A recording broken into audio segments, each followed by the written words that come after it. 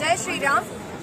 ఈ రోజు నేను తెలంగాణ ప్రజలకు, ముఖ్యంగా తెలంగాణ హిందువులకి గర్జించి వాళ్ళకి హెచ్చరిస్తున్నా. ఎంతసేపు మీరు అన్ని మతాలు సమానం, అందరూ సమానం అనే ఈ పిచ్చిలో ఉంటారు. అక్కడ ఏదైతే కాశ్మీర్లో పహల్గామ్లో జరిగిన విషయం, హిందువులు వేరే గండి, ముస్లిమ్స్ వేరే గండి అని చెప్పి క్లియర్గా హిందువులను గుర్తించి కాల్చి చంపారు. ఇప్పటికీ మన కళ్ళు తెచ్చుకోకపోతే ఇంకెప్పుడు హిందువులు ఇంకా కాపాడబడతారు?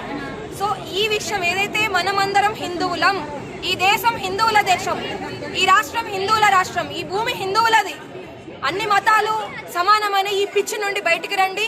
పూర్తి సంపూర్ణ సనాతన కట్టర్ హిందూగా మారాల్సిన అవసరం అత్యవసరం ఉంది. సో దానికి ప్రయత్నం చేయడం కాదు, అందరూ కట్టర్ హిందువుగా మారాలి. ఒకప్పుడు నేను కూడా సెక్యులర్ మైండ్తో అందరూ మంచి వాళ్ళు, అందరు సమానమని ఒక అమాయకత్వంలో ఉన్నదాన్ని. ఇవన్నీ విషయాలు చూశాక నాకు క్లారిటీ వచ్చింది. సో తెలంగాణ హిందువులందరికీ నేను చెప్పాలనుకుంది ఏంటంటే, మన హిందువులను ఎవరైతే సురక్షగా చూస్తారో అలాంటి గవర్నమెంట్ని ఎన్నుకోండి. హిందూ రాష్ట్రం తీసుకొచ్చే పని ఇప్పుడు మనందరి మీద ఉంది. ఒకవేళ ఇది చేయకపోతే నెక్స్ట్ జనరేషన్స్ లో హిందువులు ఉండేవారు అని చెప్పుకోవాల్సి వస్తుంది. సో టెర్రరిస్టులు ఎవరు?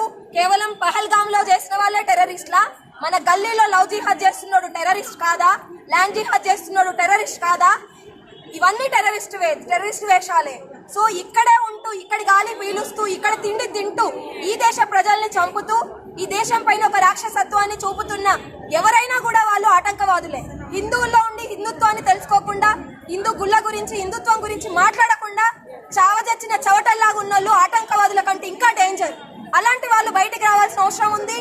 పూర్తి హిందుత్వ దేశం చేసుకొని, ఇది సనాతన దేశం, ఇది రాముడిది, ఇది కృష్ణుడిది, ఇది శివుడిది, ఇది దుర్గామ దేశం, ఇది ఛత్రపతి శివాజీ మహారాజ్ దేశం, దీన్ని హిందూ దేశంగానే ఉంచుతాం. దీన్ని ఎవడు మార్చలేడు. ఈ ఆటంకవాదులు లాంటి ఎవరైతే పాకిస్తాన్ వాళ్ళు ఉన్నారో వీళ్ళకి అతి దారుణమైన చావు అతి త్వరలో భారతదేశ ప్రభుత్వం ఇవ్వాలి. దానికి మూలంగా దేశ ప్రధాని మోడీ గారు తీసుకున్న నిర్ణయాలకి మేమందరం సపోర్ట్ చేస్తున్నాం. ఇంకా కఠినమైన చర్యలు పాకిస్తాన్ పట్ల తీసుకోవాలి. దేశం బయట ఉన్న ఆటంకవాదుల సంగతి అర్థమైంది, మరి దేశం లోపల ఉన్న ఆటంకవాదుల సంగతి ఏంటి? మన గల్లీలో ఉన్న ఆటంకవాదుల సంగతి ఏంటి? ఇది ఆలోచించుకోవాల్సిన అవసరం హిందువులకు ఉంది. లేదంటే రేపు నీ అక్క, చెల్లి, నీ అమ్మ ఎవరు వాళ్ళు చూడరు. నువ్వు ఏ కులము, ఏ ప్రాంతము, ఏ భాష అని వాళ్ళు అడగరు.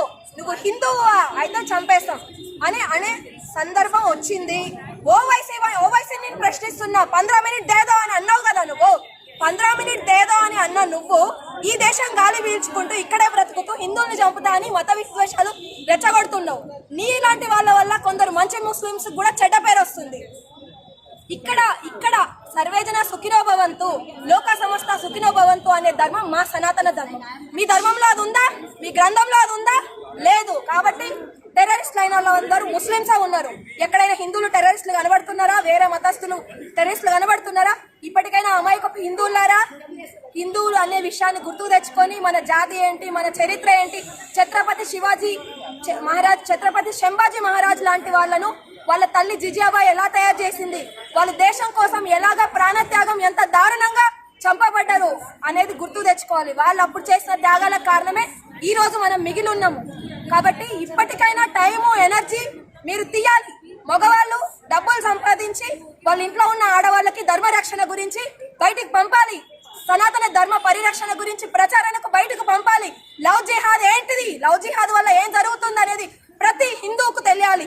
ప్రతి ఇంట్లో ఆడపిల్ల సురక్షంగా ఉండాలంటే ఈ లవ్ జిహాద్ ని పూర్తిగా లేకుండా చేయాలి. ఈ మత మార్పులను లేకుండా చేయాలి. జై శ్రీరామ్, జై భవానీ, జై శివాజీ, జై హిందూ రాష్ట్రం.